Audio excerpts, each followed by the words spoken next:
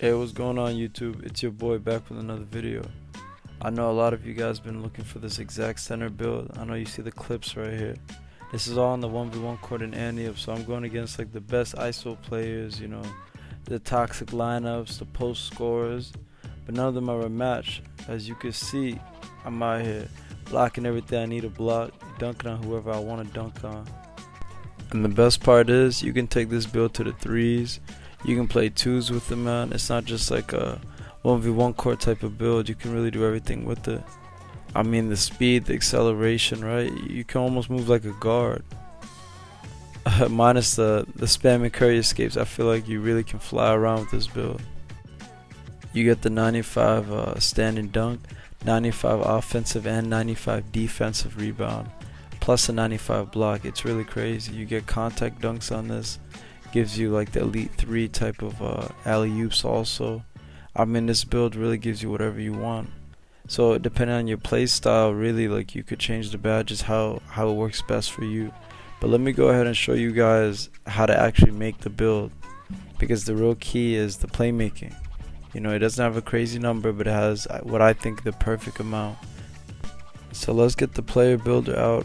I went ahead and made it a power forward. Power forwards just have much better stats than the centers for this year. Current gen, that's just how it is. You want to go ahead and pick the pure red pie chart. Don't mess around with like the blue and red. You want those really high defensive stats.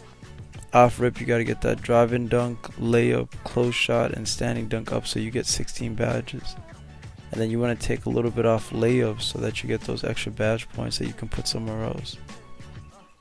As you can see, like this year, what's nice is you can kind of play around with it. You can kind of play around and see like just how much you need. And like, for example, if I took that off my standing dunk, right, I feel like that would impact the way my player is able to finish. But layups, it's kind of like, hey, we're not going for layups. You know what I mean? When you want to build like this, like, you want to try to dunk as much as you can.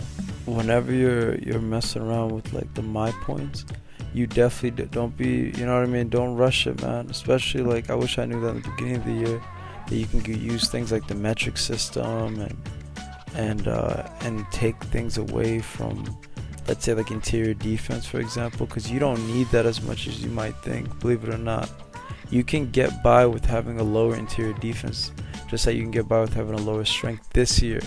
Last year, having a 95 strength definitely was ideal if you were a paint beast type build. For 2K21 current gen, I mean, the faster speed kills, you know what I mean? Speed really kills. As you can see, like, I'm trying to get to that 197, like, sweet spot right there. Max wingspan always. That's my favorite takeover too, like the glass cleaner.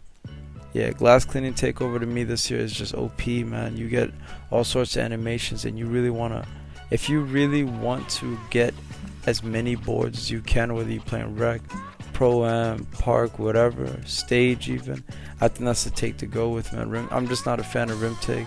I know it has its perks, but personally I feel like they're not always attacking the basket. I'd much rather make sure that I grab every board that I can. So let's get into the badges, right? Showtime, off rip. So I'm going to show you guys two different layouts that I have for the badges that I like to use. I usually go with Relentless, Contact, Showtime, Gold. I like Pro Touch and Lob City Finisher. Pro Touch just lets you make layups that you may not make normally, right? Because I don't green layups all the time. Pro Touch kind of boosts that ability to make those like contested layups. Putback Boss is a must for like, posings and stuff. So if I'm playing threes, I definitely want to have Putback Boss on. On the ones, you're not really going to be able to grab your own rebound all the time, so Putback Boss may not be the badge that you want to go with. But this is my threes layout right there. Cross key score. Shooting badge for a big man has to go on slippery off ball, man. And this is the best part of having 6 playmaking badges, because you get gold badges obviously, but quick first step and unpluckable, man. Keeps the ball secure, but you're also quick enough to get those contact animations that you want. And it lets you speed boost a lot easier. You gotta have box Hall of Fame. I hate a center that don't box out. I don't trust having Intimidator any lower than Hall of Fame personally, because when you're hedging, you want to be able to get, especially on these like comp guards, man, you want to get as high of a contest as you can. Silver for me just doesn't do it. And once again, like, you can play around with the defensive badges, like brick wall on gold versus Hall of Fame. For me, doesn't make much of a difference.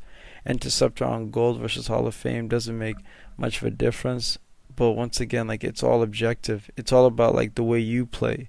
If you're not really in those passing lane steals, man, why even have it on gold? You know what I mean? Silver's probably fine for you.